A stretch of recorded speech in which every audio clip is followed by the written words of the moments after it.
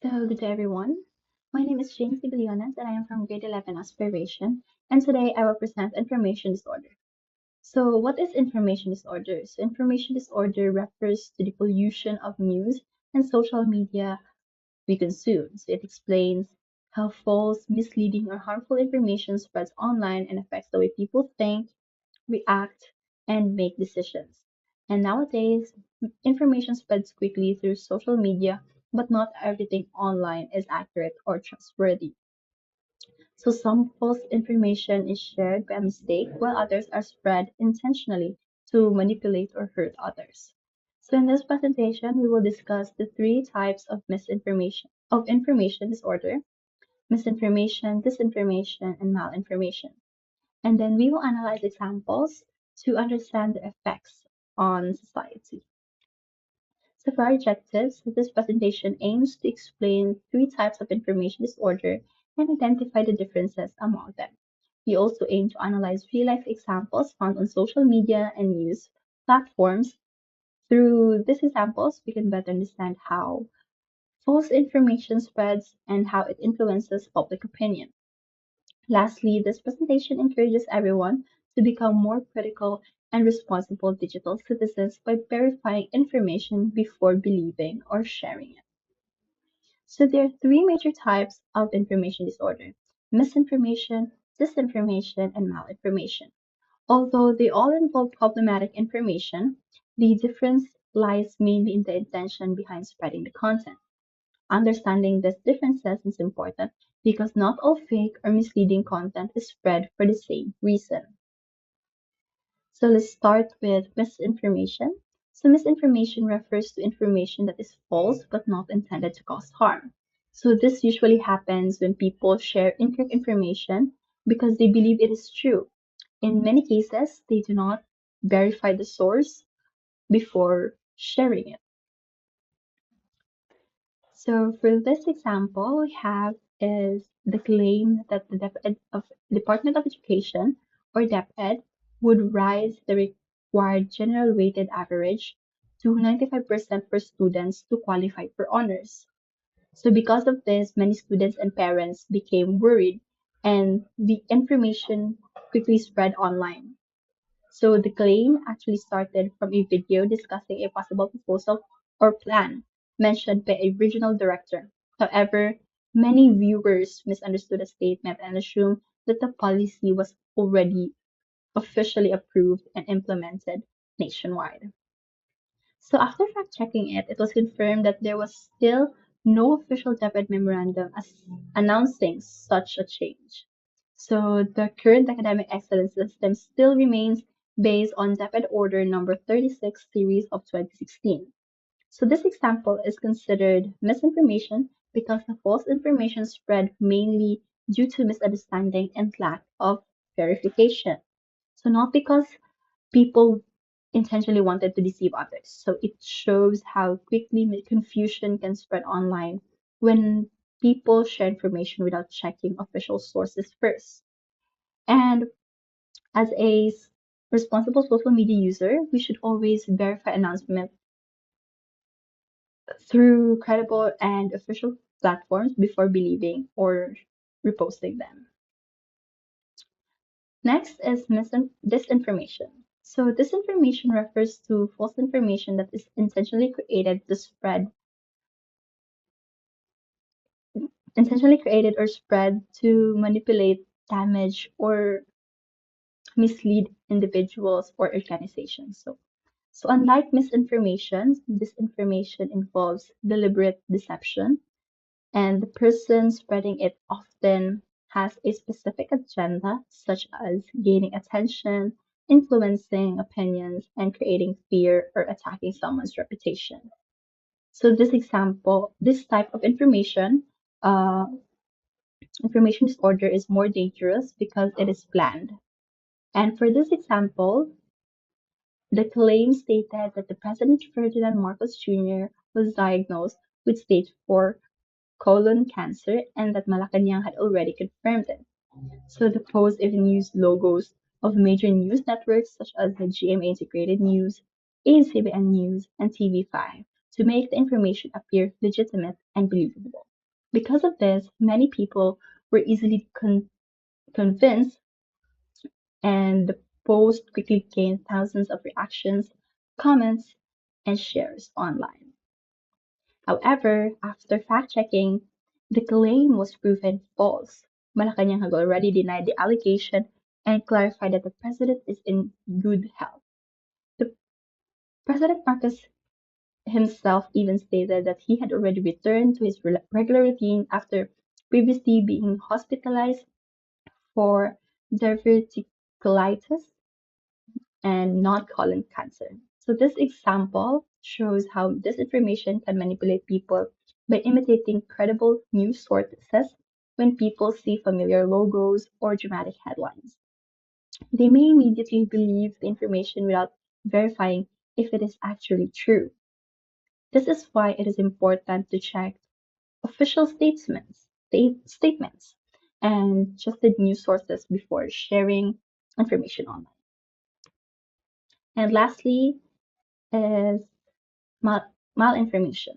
So malinformation refers to information based on reality or truth, but it is spread in a misleading or harmful way. Unlike misinformation and disinformation, the information itself may not be completely false.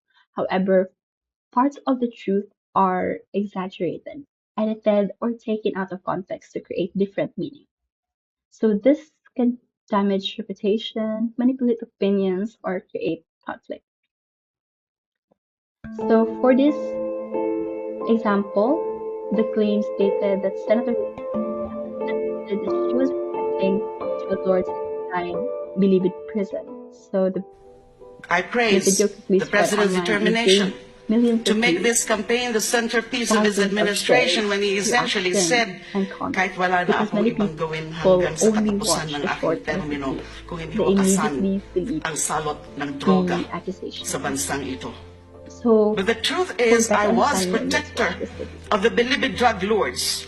But the truth is, I was the only Justice Secretary since the 1986 EDSA revolution who dared to eradicate the dominion of the drug lords inside Bilibid. I myself started drugs at the National Bilibid Prison. I myself continued operations at the National Bilibid Prison of drugs. I myself started the war on drugs at the National Bilibid Prison. I myself continued cleaning up the National Bilibid Prison of drugs in follow-up operations before I resigned as Secretary of Justice. Together with this is the confirmation that there is Shabu laboratory inside the National Penitentiary. Together with this is the confirmation that there is no Shabu laboratory inside the National Penitentiary. Yes, Mr. President, there is Shabu laboratory inside the Bilibid prison, even in the tunnels under it. Those who will search the tunnels will get a whiff to the smell of cooking methamphetamine. Yes, Mr. President, there is no Shabu laboratory inside the Bilibid prison, not even in the tunnels under it. Those who will search the tunnels will get a whiff not to the smell of cooking methamphetamine, but of methane that comes from the human waste of the prisoners above.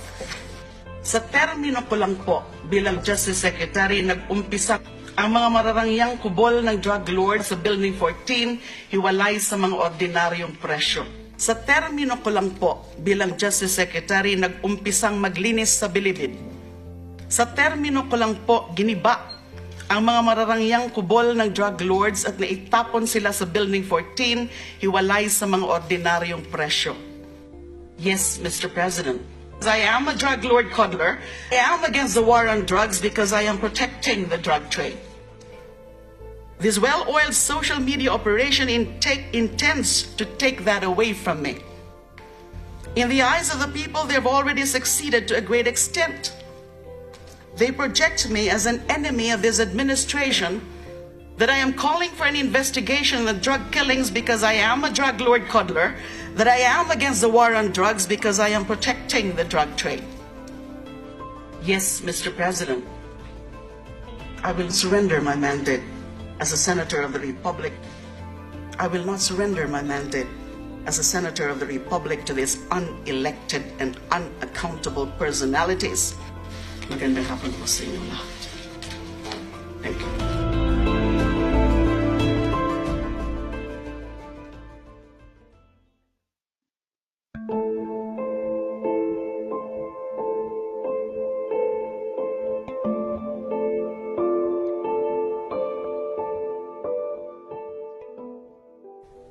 I praise the President's determination to make this campaign the centerpiece of his administration when he essentially said, kahit wala na akong ibang gawin hanggang sa katapusan ng So, however, after fact checkers later discovers that the viral post or the viral video was actually an edited version of her privileged speech in the Senate, and important parts of the speech were removed and rearranged, which completely changed the meaning of her statements and created a misleading narrative.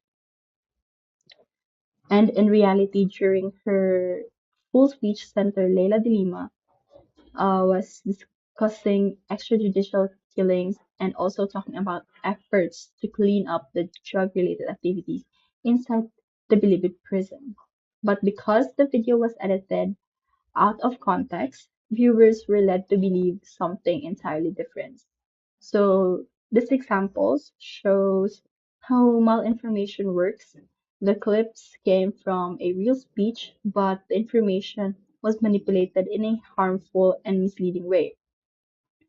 And it reminds us it reminds us that even real videos can be deceptive when important context is removed. So this is why we should avoid relying only on short viral clips and instead examining the complete source before forming conclusions, sorry.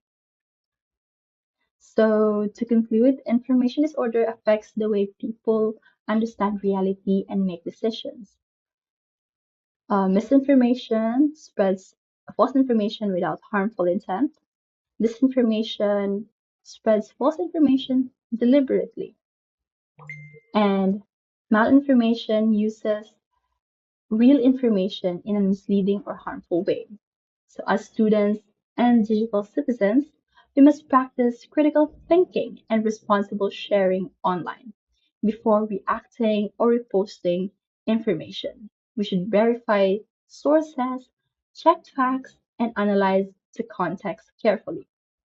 By becoming more aware and media literate, we can help prevent the spread of harmful information online. Thank you, and that ends my presentation. Bye.